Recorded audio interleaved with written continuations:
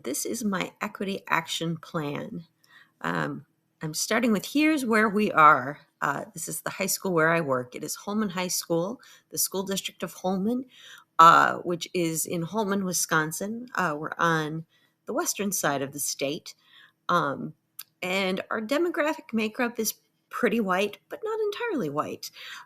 We have 83% white students in our school with a variety of different people of other groups and identities. 3% Hispanic, 9% Asian, less than 1% Black, and 3% of two or more races. A good chunk of our students are economically disadvantaged, about a quarter. And we are one of the schools that a lot of people actually seek out a little bit for students with disabilities. 13.8% of our students have disabilities. We also have one of the biggest LGBTQ GSAs in the state, which is actually something that I run, which is part of why I was sort of deeply tied into what happened over the past few years. I'm fortunate to have a lot of direct research because over the past 2 years, our school has undertaken an extensive equity audit to uncover bias and race-based harm and other types of identity-based harm. For this next slide, I really like this quote by Paula N. Johnson, who was writing in IDRA in 2020. Achieving educational equity begins by initiating some uncomfortable conversations about relevant data, the good, the bad, and the ugly. So let's talk data. I'm fortunate enough to have some really good data from what we learned through working with Amanda Goodenough and Goodenough Consulting. And she's still working with our district. We started our process of our equity audit and our the actions that we're taking as a result by doing a lot of surveys across the district to all of our elementary schools. We have 5 elementaries, to our middle school, our high school, and all of our staff. And we have high confidence in our results because we had a high rate of response.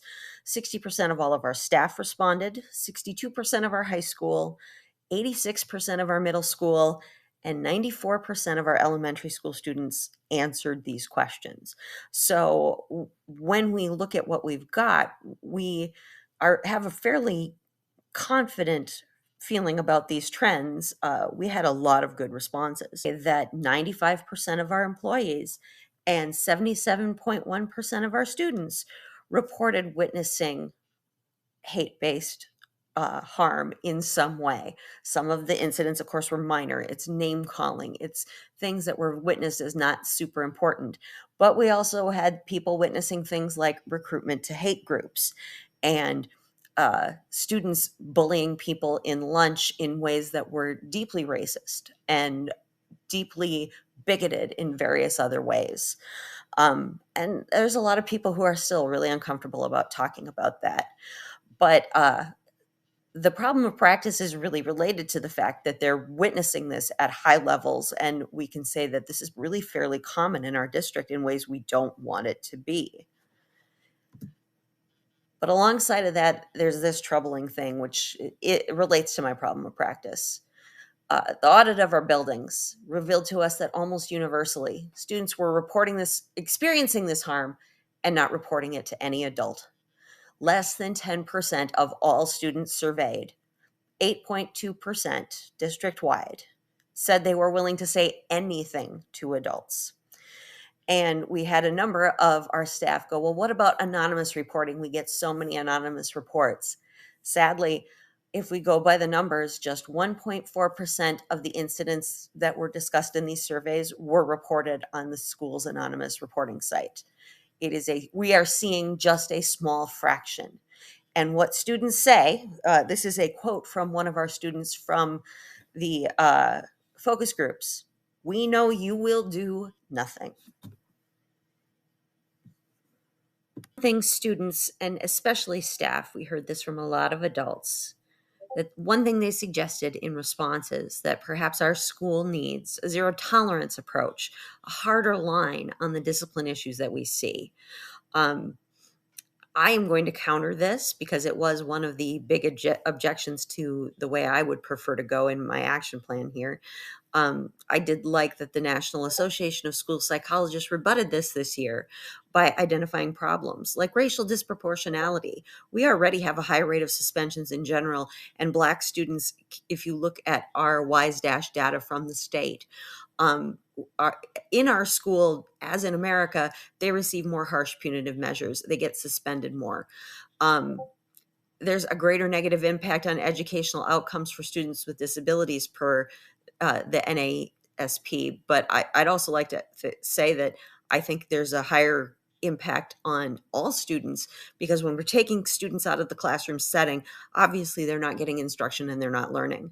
And there's an inconsistent application of zero tolerance policies. We find these policies often do more harm than good. So what would I suggest? Well, one of the things that students are actually saying that they want, as one of the takeaways that Amanda Goodenough identified, is that they want to be physically and psychologically safe, and more importantly, empowered to be who they are and empowered to solve problems. Um, Likewise, I did love this quote from a fellow staff member that many of our students are bullied and not validated. The offenders are given a slap on the wrist, and they're told that minor punishment counts. We're not affirming the victim, and we're not steering the offender. So, how can we do that better? Practices.